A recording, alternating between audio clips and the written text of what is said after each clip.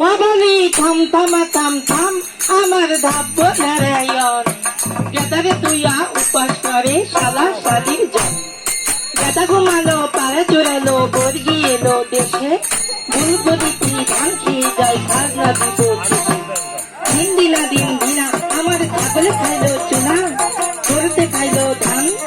রায়গঞ্জের হাট থেকে নাচনা কিনে আন তাই তাই তাই মামা বাড়ি যাই শুনিস বাপু আমি নাকি তোর মারে জ্বালাই এমন গা জ্বালানো কথা কইলে কেমনে শোয়ারো আমার সোনা কই রে আমার সোনা কই আষাঢ় মাসে নিয়ে না বলি এবং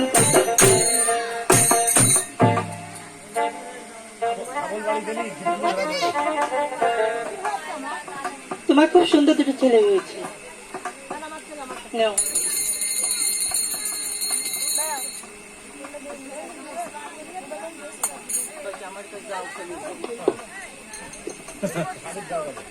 তাই তো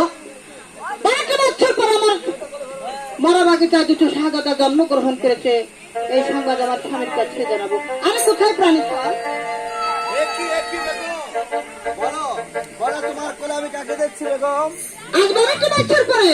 আমাদের মরা বাগিচায় দুটো শাহজাদা জন্মগ্রহণ করেছে বলছো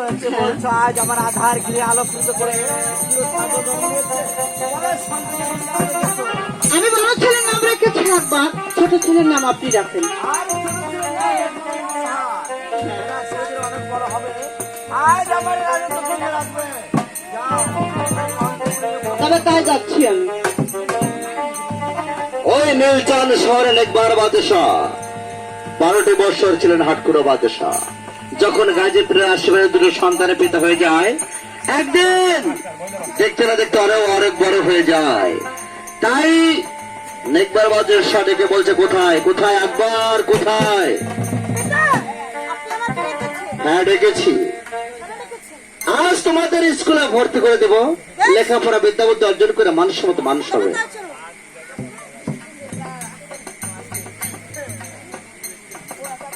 মাস্টার স্কুলে আছে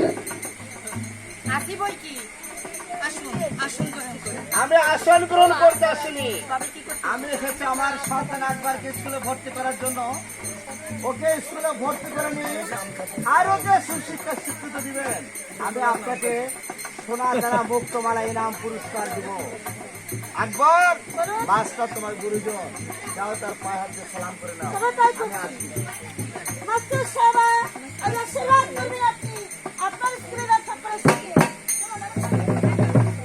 আশীর্বাদ করে দিচ্ছি আমি সুশিক্ষায় মানুষের মতো মানুষ হব দেখো বাবা আজকে যদি আমি তোমাকে কিছু জিজ্ঞাসা করি তুমি কি উত্তর দিতে পারবে তবে সর্বপ্রথমে বলো তোমার নাম কি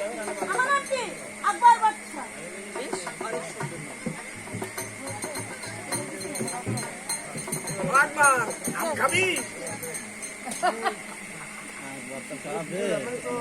দেখো বাবা আমি যদি তোমাকে কিছু প্রশ্ন করি তুমি কি উত্তর দিতে পারবে আমার চেষ্টা করো বলো তো আমাদের মহান সৃষ্টিকর্তাকে মহান সৃষ্টিকর্তা আল্লাহ তাআলা অনেক সুন্দর পেয়েছে তুমি বলো তো